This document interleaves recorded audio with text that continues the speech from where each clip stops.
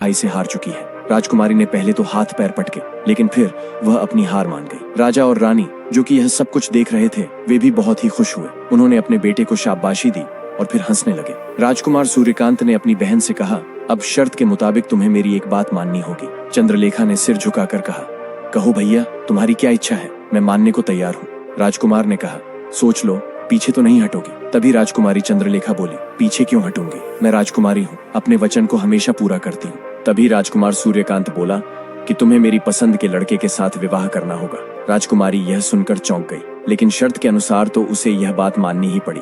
राजकुमार ने पहले से ही विवाह की तैयारियां कर रखी थी। राजकुमारी के हामी भरते ही उसने एक भिखारी को राजमहल में बुलवाया। भिखारी के चेहरे पर एक अलग ही तेज था, वह अत्यंत सुंदर था, मानो वह कोई राजकुमार का हो। सूर्यकांत अपनी बहन चंद्रलेखा से बोला, तुम्हें इस भिखारी के साथ विवाह करना होगा। राजकुमारी चंद्रलेखा गुस्से से आग बबूला हो गई और बोली, भाई, ये कैसा मजाक है, एक भिखारी के साथ मेरा विवाह करवा के तुम मेरा अपमान करना चाहते हो, तुमने मुझे धोखा दिया है। वो चिल्लाने लगी। राजा उदयभान और रानी रूपवती ने चंद्रलेखा की एक न सुनी। उन्होंने भी अपने बेटे का ही साथ दिया और राजकुमारी चंद्रलेखा का विवाह एक भिखारी के साथ कर दिया गया। विवाह के बाद राजकुमार सूर्यकांत ने अपनी बहन से कहा, बहन, अब तुम शादी के बंधन में बंध चुकी हो, अब तुम्हें अपने पति के साथ रहना होगा। राजा रानी भी राजकुमारी के साथ कठोरता से पेश आए और विवाह के तुरंत बाद ही राजकुमारी और भिखारी को राज्य से निकाल दिया गया। राजा उदयभान ने भिखारी से कहा, याद रखना, फिर कभी इस राज्य में दिखा तो तुझे प्राण दंड दिया जाएगा। भिखारी ने राजकुमारी का हाथ पकड़ा और लेकर चल दिया। राजकुमारी चंद्रलेखा रोती रही और अपने पतिदेव के साथ राजमहल से बाहर निकल गई। राजकुमारी रास्ते भर भिखारी को कोसती रही, लेकिन भिखारी बिल्कुल शांत बना रहा। वह चंद्रलेखा को खुश करने के लिए उसे मधुर स्वर में बोलता। वह राजकुमारी को जंगल की ओर ले गया।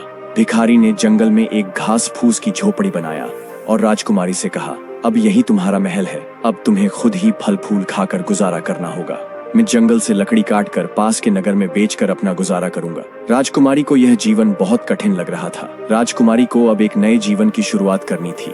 अब वह भिखारी के साथ मिट्टी और फूस की बनी हुई झोपड़ी में रह रही थी, जहाँ पर न तो कोई सेवक था और न ही रेशमी वस्त्र। उसे जंगल में फल फूल खाकर गुजारा करना पड़ रहा था। राजकुमारी का अहंकार अब मिट चुका था, उसे बस एक ही सुख था, भिखारी उसके साथ बहुत आदर और प्रेम पूर्ण व्यवहार करता था। कुछ दिन ऐसे ही गुजरते रहे और फिर एक दिन उन्होंने झोपड़ी छोड़ दी। भिखारी राजकुमारी चंद्रलेखा को लेकर पास ही के एक नगर में आ गया। यह नगर उदयगढ़ राज्य में आता था, जहाँ सम्राट रुद्रदेव का शासन था। राजकुमारी और भिखारी अब एक पुराने खंडहर में रहने लगे। राजकुमारी चंद्रलेखा को मिट्टी का चूल्हा जलाना पड़ता और साधारण भोजन बनाना पड़ता। महलों के ऐशो आराम से दूर